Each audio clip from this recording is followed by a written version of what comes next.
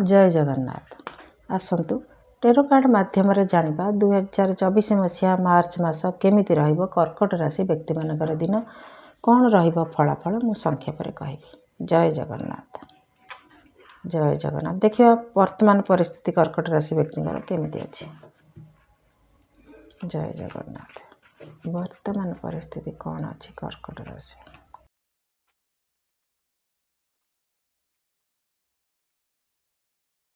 किछि love relation किछि व्यक्तिंकर आगो को बढ़िवार चांस अछि। ता छड़ा किछि व्यक्तिंकर बिजनेस पार्टनरशिप बिजनेस भी बड़ आकार करिवार योजना अछि चली। गोटे नुआ आशा नहीं कि आपण किछि गोटे बड़ काम रे हाथ देइछंती। कौन से व्यक्ति आपन को सहाय्य करू थाई पारे। बॉस माने जने कहीं बड़ पावरफुल प्रभावशाली व्यक्ति को सहाय्य रे आपन किछि गोटे काम करने को जाउछंती बड़ काम। हुए तो आपनकर गुरुजन भी कहीं यही पारे वयस्क व्यक्ति आपन ठारू जा सहाय्य रे आपन किछि करबा को चाहुछंती। विशेष करके पार्टनरशिप बिजनेस को शो करूछि। पैसा वाला तो नुह प्रभावशाली व्यक्ति जे कि सब काम नहीं आनी थोई परिबो सेमिति व्यक्ति सांगरे आपनकर किछि गोटे पार्टनर हेछि किंबा ता पाखरे आपन काम करिवार सुजोग पाउछंती एमिति हे पारे। हो देखिबा आगो को कोन आसुछि कार्ड कोन कहूछि। जय जगन्नाथ। कर्कट राशि मार्च मास। जय जगन्नाथ।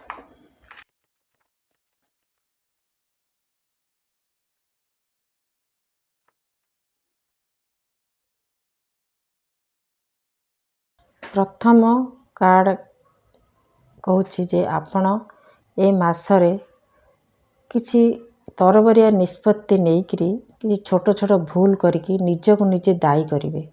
रिग्रेट फील करिवे। कौनसी कारणरू आपण कौनसी बंधन रे रहिला भली आपण को अनुभव हेई पारे किंबा बहुत परिश्रम करंती जो माने गोटे जगार अटकी रही जाती परिश्रम करुथांती सेमिति निजको निजे बांधी रखिला भली आपण रहिबे। किछि प्रतिकूल परिस्थिति की आपण परिस्थिति रे आपण किछि सहज रे काम कला भली आपण को अनुभव हेई पारे जे हां मु एटे करि नेबी किंतु परिस्थिति जेहेतु आपण सपक्ष रे नथिबो आपण सेथिरे असुविधार सम्मुखीन हेई पारंती।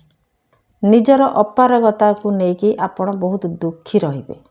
एमिति भाबिबे जे मो द्वारा किछि होउनी मु एते परिश्रम करूची किंतु मो द्वारा किछि होउनी के हेले भी पैसा पत्र को नेकी आपण बहुत जत्नवान रहिबे। बार्गेनिंग करी जिनस किनिबे केमिति कम रे हेई परिबो से कथा भी चिंता करिवे तथापि आपण बहुत उदासीन रहिबे।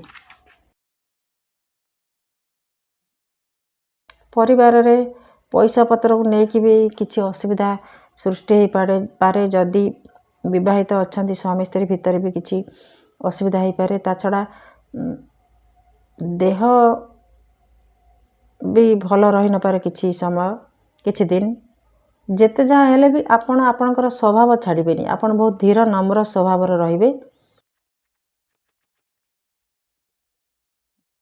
एमिति किछि भूल आपण करिवे जोथु पाई कि आपण पश्चाताप करिवे।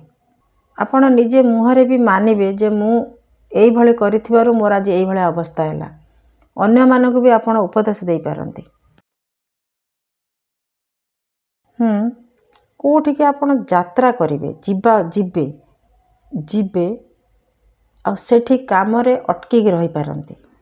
किछि व्यक्ति के पई कार्ड कहूछि जे आपण निजे निजे अनुभव करिवे जे एई भली परिस्थिति जदि सबु बेले पई रहे ताहले मु आगो को बढ़ी परिबिनी एमिति भी अनुभव करि पारंती। किछि परिस्थिति एमिति आपण को सामना को आसीबो जे आपण भाबिबे जे एमिति जदि लागी रहिबो ताहले मोर आ आगो को बढ़िवार संभावना ही नाही एमिति मन रे आपनकर चिंता आसीबो। परिवार को नेकी आपनकर बहुत चिंता रहिबो। ପିଲାମାନେ ଯଦି ଥିବେ, ବିବାହ ଯଦି କରିଥିବେ, ପିଲାମାନେ ଯଦି ଥିବେ, ତାଙ୍କ ପାଇଁ କିଛି ଚିନ୍ତା, କେମିତି ତାଙ୍କୁ ଠିକ୍ ଭରଣ ପୋଷଣ କରିବେ, ତାଙ୍କର ଲାଳନ ପାଳନ କରିବେ, ଏମିତି ଗୋଟେ ଚିନ୍ତା ଆପଣଙ୍କ ପାଇଁ ରହିବ। ତା ଛଡ଼ା ପଇସା ପତ୍ରକୁ ନେଇକି ବି ଆପଣ ବହୁତ ଚିନ୍ତିତ ରହିବେ। ଯେତେ ଯାହା ହେଲେ ବି ଆପଣ ଆପଣଙ୍କର ସ୍ୱଭାବରୁ ବଦଳିବେ ନାହିଁ। ଏଇଟା ଗୋଟେ ପ୍ଲସ୍ ପଏଣ୍ଟ। ଦୁଃଖ ଆସିବ, ସୁଖ ଆସିବ, ସବୁ ଚାଲିଯିବେ, ହେଲେ ବି ମଣିଷ କ'ଣ ତା'ର ପ୍ରକୃତି ସ୍ୱଭାବ ଯାହାକୁ କହନ୍ତି ଆମେ ସବୁ ସେ କ'ଣ ଛାଡ଼ିଦେବ? ଛାଡ଼ିବନି। ଅତୀତର କୌଣସି କଥାକୁ ନେଇକି ଆପଣ ବହୁତ ଭାବିବେ। ହଁ, ଏବେ କ୍ଲିଅର୍ ମେସେଜ୍ ଆସିଲା ଯେ ଆପଣ କାହାକୁ ଫଲୋ କରିକି, ମନେ କରନ୍ତୁ କୌଣସି ବ୍ୟକ୍ତିକୁ ଆପଣ ଫଲୋ କଲେ, ସେ ବ୍ୟକ୍ତି ଏମିତି କରିକି ଏମିତି ହେଇଗଲା, ବଡ଼ ଲୋକ ହେଇଗଲା, କି ଏମିତି ଗୋଟେ କରିକି ପ୍ରଭାବଶାଳୀ ବ୍ୟକ୍ତି ହେଇଗଲା, ମୁଁ ତାରି ଭଳିଆ ହେବି। ତାକୁ ଫଲୋ କରିକି, ଯେମିତି ଆମେ କହନ୍ତିନି ନିଜ ଗୋଡ଼ରେ ନିଜେ କୁରାଢ଼ି ମାରିବା ଭଳି କିଛି ପରିସ୍ଥିତି ଆପଣ ନିଜେ କ୍ରିଏଟ୍ କରିକି ନିଜେ ଫସିଯିବାଟା ଭଳି କିଛି ହେଇପାରେ। ତେଣୁ ଆପଣ ଯଦି ସେଇ ଛୋଟ ଭୁଲରୁ ଦୂରେଇକି ରହିବେ, ତାହେଲେ ଆପଣଙ୍କ ପାଇଁ କୌଣସି ପ୍ରକାର ଅସୁବିଧା ହେବ ନାହିଁ। ଆପଣ ସବୁ ପ୍ରକାର ବୁଦ୍ଧି ବିବେକ ଭରପୁର ଅଛି, କିନ୍ତୁ ଗୋଟିଏ ଭୁଲ କରିବେ ଯେ ଅନ୍ୟକୁ ଅନ୍ୱେଷଣ କରିବା, ତା'ର ଚାଲିଚଳଣି ଢଙ୍ଗରଙ୍ଗ ଏମିତି, ମୁଁ ସେମିତି କରିବି, ସେମିତି ହେଇପାରିବନି। ତେଣୁ ଆପଣ ନିଜ ଯେମିତି ନିଜେ ସେମିତି ରୁହନ୍ତୁ। କାହିଁକିନା ଆପଣ ତ ବହୁତ ଭଲ, ଆପଣ ସେମିତି ରୁହନ୍ତୁ। ଆପଣଙ୍କ ଭଳିଆ ବି କେହି ହେଇପାରିବେନି, କାହିଁକିନା ଭଗବାନ ଦୁନିଆରେ ଏମିତି କରିଛନ୍ତି। କେହି କାହାରି ଭଳିଆ ଦେଖିବାକୁ ହେବେନି, କି କେହି କାହା ଭଳିଆ ଗୁଣରେ ହେବେନି। ତେଣୁ ଆପଣ କାହାକୁ ଫଲୋ କରନ୍ତୁ ନାହିଁ ପ୍ଲିଜ୍। କାହିଁକିନା କାର୍ଡ଼ କହୁଛି ଯେ ଆପଣ କାହାକୁ ଫଲୋ କରିବେ, ତା'ର ଡ୍ରେସ୍ ପଟା, ତା'ର ଚାଲିଚଳଣି, ତା'ର କଥାବାର୍ତ୍ତା, ତା'ର କାମ, ତା'ର ଇନକମ୍, କାହାକୁ ଆପଣ ଫଲୋ ହିଁ କରିବେ। କରିଲା ପରେ ଆପଣଙ୍କୁ କିଛି ଗୋଟେ ପରିସ୍ଥିତିର ସାମ୍ନା କରିବାକୁ ପଡ଼ିପାରେ। ତେଣୁ ସେଥିରୁ ଦୂରେଇକି ରୁହନ୍ତୁ। ମନେ କରନ୍ତୁ କଥାରେ ଆପଣ କାହାକୁ ପରିବାରରେ ହଉ, କାହା ଆଗରେ ହଉ, କାହାର ପ୍ରଶଂସା କରିଥିବେ, ଏମିତି ସିଏ କରିଛି ମୁଁ ସେଇଭଳିଆ ହେବି, ଏମିତି ଭୁଲରେ ବି କହିବେନି। କାହାକୁ ପ୍ରଶଂସା କରିବେ ନାହିଁ, କି କାହାକୁ ଅନ୍ୱେଷଣ କରିବେନି। ଉଦାହରଣ ବି ଦେବେନି। କାହିଁକି ଉଦାହରଣ ଦେବେ? ଆପଣ ବି କିଛି କମ୍ ନୁହନ୍ତି।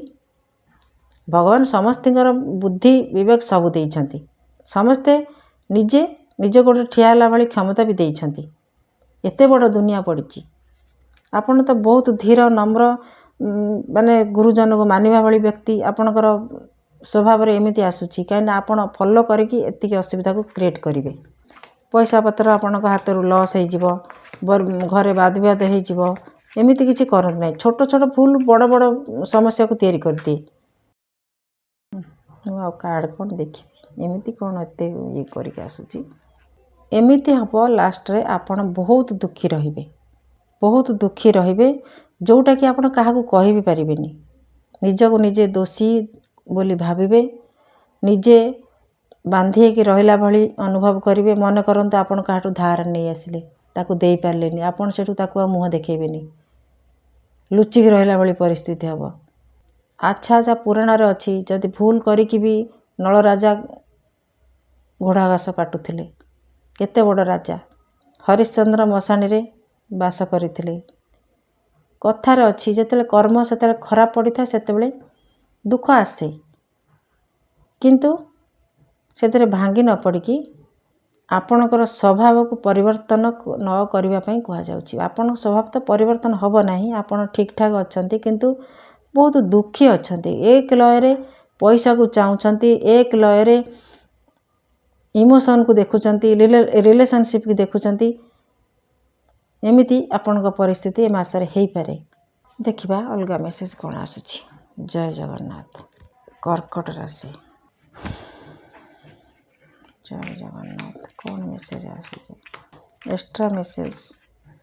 ମେନ୍ ଥିମ୍ ତ ଇଏ ଆସିଲା, ଆଉ ସବୁ ଅଲଗା ଦିନରେ ସବୁ କ'ଣ, ଅଲଗା ପରିସ୍ଥିତିରେ କ'ଣ ଆସୁଛି ଦେଖିବା। ଯେଉଁଟା ଆପଣଙ୍କ ହାତରେ ନାହିଁ, ଆପଣ ଈଶ୍ୱରଙ୍କୁ ସମର୍ପଣ କରନ୍ତୁ। ପ୍ରଭୁ, ମୁଁ ଏସବୁ ପାରିବିନି, ମୋର ଆଉ ମୋ କ୍ଷମତା ବାହାରେ। ଦୁଃଖୀ ବି ରହିବେ, କୌଣସି କାରଣ ଆପଣ ଦୁଃଖୀ ରହିବେ, କିଛି ଭୁଲ କରିବେ, ନିଷ୍ପତ୍ତି ନେବାରେ ଆପଣଙ୍କୁ ଅସୁବିଧା ହେଇପାରେ। କିଛି ନିଷ୍ପତ୍ତି ନେବା ପାଇଁ ଆପଣଙ୍କୁ କୁହାଯାଉଛି। ଏ ମାସ ଆପଣ ବିଲକୁଲ ବି କୌଣସି ଦସ୍ତଖତ କରିବେନି କିମ୍ବା କାହାକୁ କଥା ଦେବେନି, ପଇସା କେଉଁଠି ଧାର ଦେବେନି କି ଇନଭେଷ୍ଟ କରିବେନି। ଯଦି କରନ୍ତି ତାହେଲେ ଆପଣଙ୍କ ପାଇଁ କିଛି ଶୁଭ ନ ହେଇପାରେ। ଲଭ୍ ରିଲେସନରେ ଧୋକା ବି ମିଳିପାରେ। କାହିଁକିନା କାର୍ଡ଼ କହୁଛି ଯେ କିଛି କୋହଭରା ଯାହାକୁ ଆପଣ କହିପାରୁନାହାନ୍ତି, ସେମିତି କିଛି ପରିସ୍ଥିତି ଆପଣଙ୍କ ସାଙ୍ଗରେ ହେଇପାରେ। ମନେ କରନ୍ତୁ ଆପଣ ଯୋଗ୍ୟ ହେଇପାରିଲେନି, ମୁଁ ପୁରୁଷ କଥା କହୁଛି, ଯଦି ଯୋଗ୍ୟ ହେଇପାରିଲେନି, ଆପଣ ଯାହାକୁ ଭଲ ପାଉଛନ୍ତି, ପଇସା ପତ୍ର ଆପଣ ରୋଜଗାର କରିପାରିଲେନି, ସେ ଆପଣଙ୍କୁ ଛାଡ଼ି ଚାଲିଗଲା। କିନ୍ତୁ ଆପଣ ଯେତେବେଳେ ଭଲ ପାଉଛନ୍ତି ଆପଣ କ'ଣ କରିବେ? ଦୁଃଖ କରିବେ। ଏମିତି ବି ହେଇପାରେ।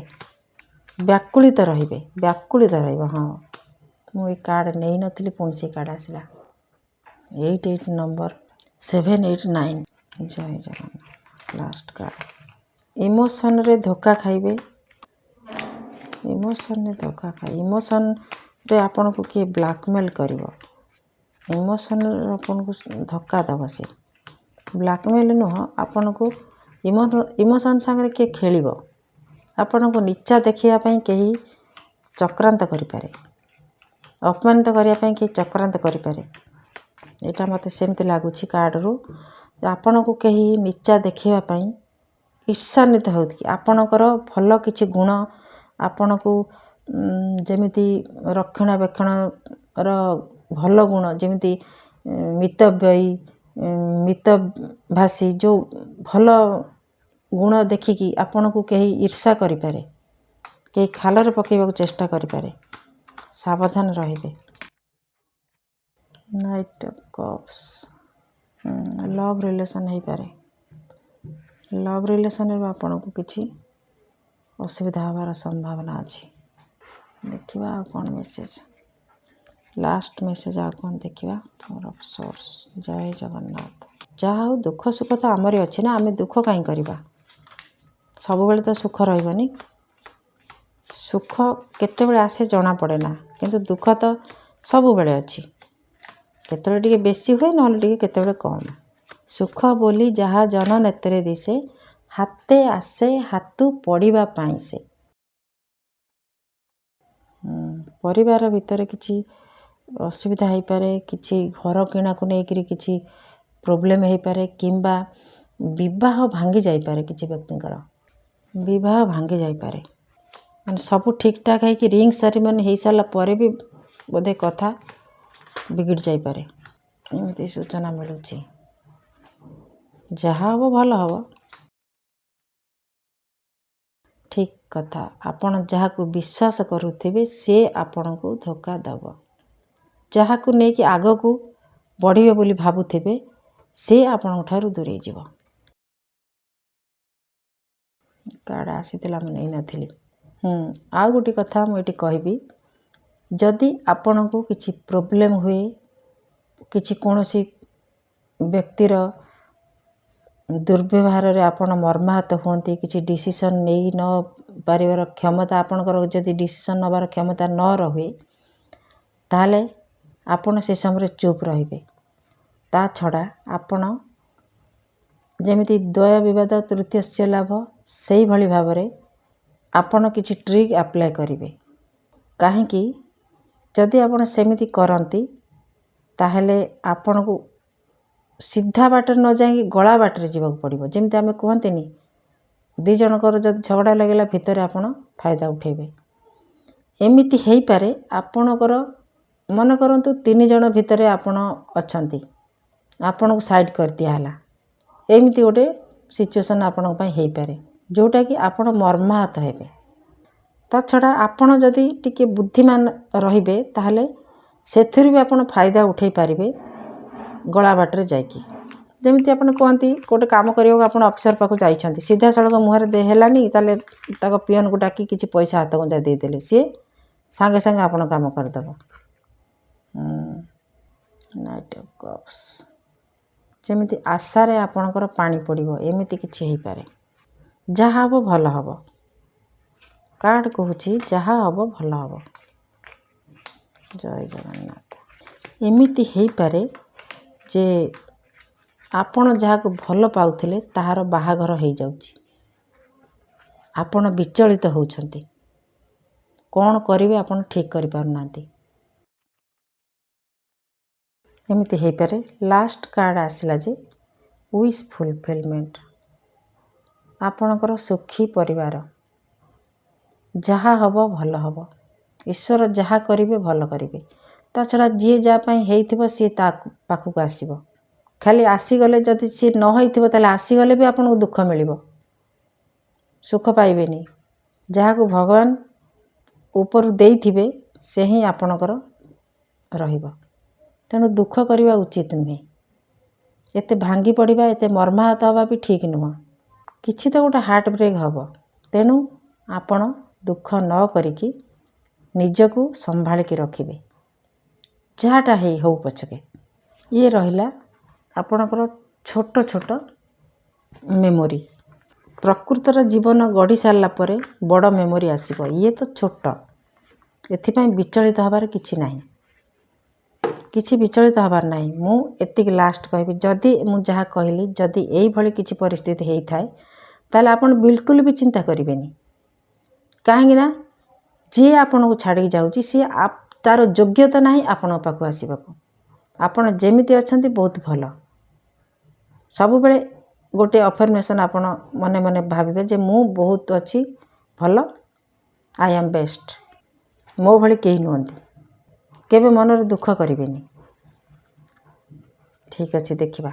ଜୟ ଜଗନ୍ନାଥ। ଜୟ ଜଗନ୍ନାଥ। ଏ ହେଉଛନ୍ତି କଳ୍କି ଅବତାର। ଏ କଳ୍କି ଅବତାର ଆସିନାହାନ୍ତି, ଏବେ ଜନ୍ମ ହେଇନାହାନ୍ତି।